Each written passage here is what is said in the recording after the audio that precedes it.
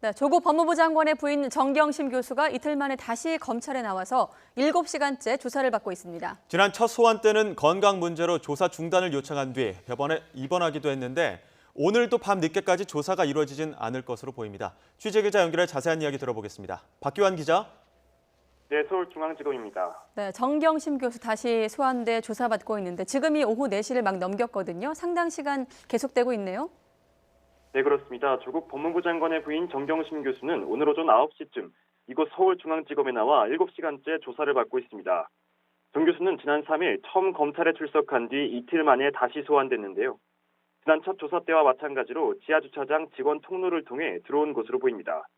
앞서 정 교수는 지난 3일 처음 검찰에 출석해 조사를 받던 중 건강 문제로 조사 중단을 요청해 오후 5시쯤 귀가했습니다.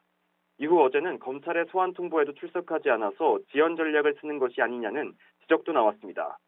그러자 어제 변호인단에서 이례적으로 정 교수 건강 상태에 대한 설명을 내놓기도 했는데요. 정 교수 측 변호인단은 정 교수가 과거 사고 후유증으로 두통을 겪어왔고 오른쪽 눈을 실명했다고 설명했습니다.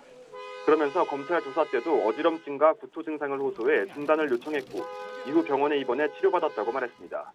검찰은 오늘 정 교수를 상대로 자녀의 동양대 표창장 등을 위조하고 가족이 투자한 사모펀드 운영에 깊게 관여한 혐의 등에 대해 조사를 이어가고 있습니다.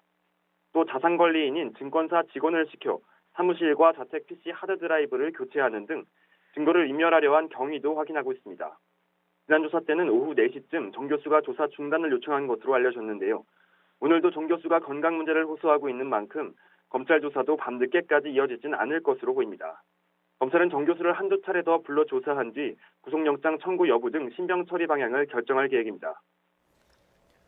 네, 조 장관 가족을 둘러싼 다른 의혹들도 검찰 수사가 계속 진행되고 있는데 조 장관 동생의 구속 여부는 다음 주 결정된다고요? 네, 그렇습니다. 검찰은 어제 조 장관 동생 조모 씨에 대해 구속영장을 청구했습니다. 특정경제범죄 가중처벌법상 배임과 배임수재, 증거인멸 교사 등의 혐의입니다. 조 씨는 자신이 사무국장으로 있는 운동학원을 상대로 하지도 않은 공사 대금을 청구해 100억 원대 채권을 확보한 혐의를 받고 있습니다. 또 운동학원 교사 채용을 대가로 교사 지원자의 부모들로부터 수억 원을 받은 혐의도 받고 있습니다. 앞서 조 씨와 공모해 중간에서 금품을 전달한 두 사람은 이미 모두 구속됐습니다. 조 씨의 구속 여부를 결정하는 영장심사는 다음 주 초에 서울중앙지방법원에서 진행될 예정인데요. 조 장관 가족 가운데 첫 구속영장인 만큼 결과에 관심이 집중될 것으로 예상됩니다. 지금까지 서울중앙지검에서 YTN 박규환입니다.